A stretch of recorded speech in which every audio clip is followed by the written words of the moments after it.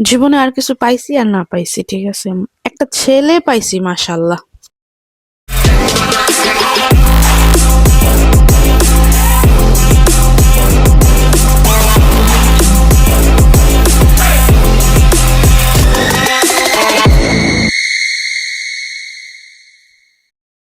Hello guys, আসসালামু আলাইকুম, welcome back to our new blog video. তো আমি মিশু চলে এসেছি আপনাদের মাঝখানে একটি নতুন ভিডিও নিয়ে। তো আজকে অনেকদিন পরে বাচ্চাদের নিয়ে আবার পার্কে চলে আসলাম। আমার একা একা আসতে ভালো লাগে না, এই জন্য আমি মামিকেও নিয়ে আসছি। বাচ্চারাও একটু গেম করতে পারবে আর আমি একটু হাঁটাহাঁটি করবো এই জন্য। বাট আয়শা দেখি হচ্ছে পার্কের সব। তো আমরা রেডি টেডি হয়ে বাসা থেকে বের হইলাম।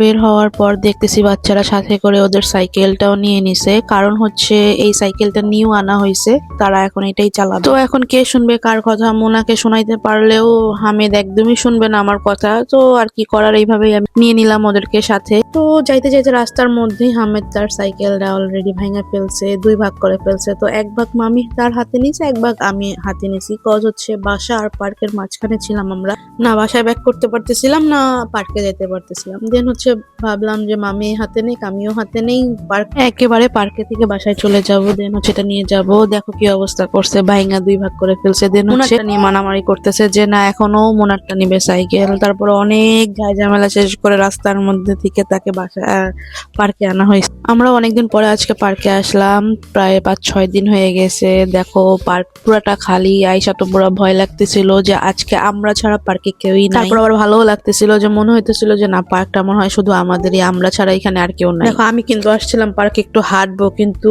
এই হামেদ আর মোনার যন্ত্রণায় হাঁটা তো দূরের কথা, হাঁটতেও ভুলে গেছি। দেখো এ বলতেছে আমাকে একটু ধাক্কা দাও, এ বলতেছে আমাকে একটু ধাক্কা দাও। আমার আর মামির হাঁটা কিন্তু আর হইতেছিল না। দেন হচ্ছে দোনোটারে আমরা দোলনায় দোলাতেই ব্যস্ত হয়ে পড়ছি। পরে অনেকক্ষণ দোলনায় তাদের দোলানোর পর দেখি আমারও পা পুরো ব্যথা হয়ে গেছে। আমি আর কি করব, আমি আর মামিও দোলনায় বসে পড়ছি। পরে তো অনেকদিন পর নিজেরও দোলনায় ওঠা হইলো। আমি কিন্তু ছোটবেলায় খুবই পাগল ছিলাম এই দোলনার, অনেক বেশি পছন্দ করতাম। তো আমার মতন মনে হয় আমার বাচ্চারাও এখন অনেক বেশি পছন্দ করে। তো অনেকক্ষণ তাদেরকে এরকম দোলনায় দোলানোর পর তাদেরকে অনেক কিছু বুঝিয়ে আমি আর মামি হচ্ছে অনেকক্ষণ হাঁটাহাঁটি করলাম। বাট আমরা যখনই হাঁটতে যাব তাদের ডাকাডাকি পিছন থেকে শুরু হয়ে যায়, মামা আমাদেরকে একটু ধাক্কা দিয়ে যাও। দেন হচ্ছে তাদেরকে ধাক্কা দেওয়ার পর তারপরেও তারা মনে করতেছিল তাদেরকে রাইখা চলে যাচ্ছি। তো হচ্ছে পুরো পার্কটা একটা রাউন্ড দেই আমি আর মামি, আর এদিকে আইসা তাদেরকে একটু ধাক্কা দেই। হাঁটাচলা করা শরীরের জন্য অনেক উপকার, এটা বুঝি। বাট কি যেন হয়েছে বুঝতেছি না, আজকে অনেকদিন যাবত হাঁটাহাঁটি করতেও ভালো লাগে না, কোনো কাজও করতে ভালো লাগে না, কেন জানি না। তারপরেও একটু ভালো হইলো, বাচ্চাদের উসিলায়ও হয়তো একটু বের হওয়া হইলো আমার, কারণ আমি একদমই হাঁটি না। যেখানেই যাই সেখানে গাড়িতে, চা খাইলেও গাড়িতে বসে, তারপরে হচ্ছে সমুদ্রের পাড়ে গেলেও গাড়িতে বসে বসে সমুদ্র দেখি। আমি খুবই অলস হয়ে যাচ্ছি দিনে দিনে। আর এদিকে বাচ্চারাও যেহেতু অত বেশি পার্কে আসে না, কারণ হচ্ছে গরমের দিনে প্রচুর পরিমাণ গরম লাগে আর ঠান্ডার দিনে প্রচুর পরিমাণ বাতাস থাকে, যাতে বাচ্চারা মানে খুবই তাড়াতাড়ি অসুস্থ হয়ে পড়ে। এই জন্য তারা যখনই পার্কে আসে পার্ক থেকে আর বাসায় যাইতে চায় না। দেখো এখানে তারা কতটা হ্যাপি, অনেক গেম করতেছিল আর খুবই এক্সাইটেড ছিল যে আজকে আসছে। এখন আর বাসায় তারা যাইতে চাইতেছে না। তো এইদিকে তারা হচ্ছে দোকান থেকে কিছু চিপস, জুস আর চকলেট অর্ডার করা হয়েছিল পার্কে যাতে বসে খাইতে পারে। তো এখানে মনে হয় অলরেডি তার ক্ষুধা লেগে গেছে, সে এখন বসে বসে খাইতেছে। আর হামেদ তো খেলা রাইখা আর অন্য কিছু দেখতেছে না, সে শুধু খেলবে। এইদিকে আমি অনেকক্ষণ হাঁটাহাঁটি করছি আমি আর মামি, তারপর হচ্ছে তাদের পিছনেও দৌড়াদৌড়ি করা লাগছে, কি করবো। দেন আমার পা অনেক ব্যথা হয়ে গেছে, আমি বসে পড়ছি এইখানে। আর হামেদের খেলা তো শেষ হইতেছে না, আমি অনেকবার বলতেছি বাবা চলো বাসায় যাই বাসায় যাই, বাট সে বাসায় যাবে না।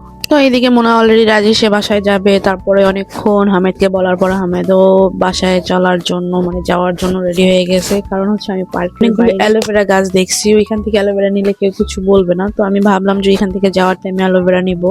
এরকম ফ্রেশ অ্যালোভেরা আমি অনেক খুঁজছি বাট পাই নাই কোনো শপে। তো এখানে যেহেতু পাইছি নিয়ে যাবো আজকে। এই অ্যালোভেরা কিন্তু খুবই উপকার ত্বকের জন্য, চুলের জন্য। সো আমি চিন্তা করতেছিলাম এগুলি আজকে নিয়ে গিয়ে ফেসের জন্য রেডি করবো, দেন হচ্ছে চুলের জন্য বানাবো আর ফেসের জন্য স্ক্রাব বানাবো। তো যেমন ভাবনা তেমন কাজ, অলরেডি আমি অ্যালোভেরা গাছের সামনে চলে আসছি। বাট এখন আমি দেখতেছি যে এটা নাইফ ছাড়া ছোটানো যাবে না, মানে ছিঁড়া যাবে না। তো মামি ট্রাই করলো, দেন হচ্ছে মামি পারছে। সো একটা না 3-4টা আমরা নিয়ে নিয়েছি বাসার জন্য। সো এখন আমরা বাসার উদ্দেশ্যে রওনা হয়ে গেলাম, কারণ হচ্ছে অনেকক্ষণ হাঁটাহাঁটি করছি, খুবই টায়ার্ড হয়ে গেছি। আর এদিকে বাসায় যেহেতু সামিও আছে, দেখি ওর কি অবস্থা। এখন কিন্তু আমার সামি মানে আমার ছোট ছেলে আর শুয়ে থাকতে চায় না, সেও খুব দুষ্ট হয়েছে, কারণ হচ্ছে সে এখন কোলে কোলে থাকতে চায়। তো এখন আমি হচ্ছে বাসায় যাবো, বাসায় যেয়ে তাকে খাবার খাওয়াবো। আর অবশ্যই তোমরা আমার চ্যানেলটা সাবস্ক্রাইব করবে, ভালো লাগলে শেয়ার করবে, লাইক কমেন্ট করে পাশে থাকবে। আর আজকের ভিডিওটা তোমাদের কাছে কেমন লাগলো অবশ্যই কমেন্টে জানাবে। তো তোমাদের সাপোর্ট করা দেখলে, তোমরা যদি আমার পাশে থাকো, অবশ্যই আরো ভালো ভালো ভিডিও বানাবে। আল্লাহ হাফেজ।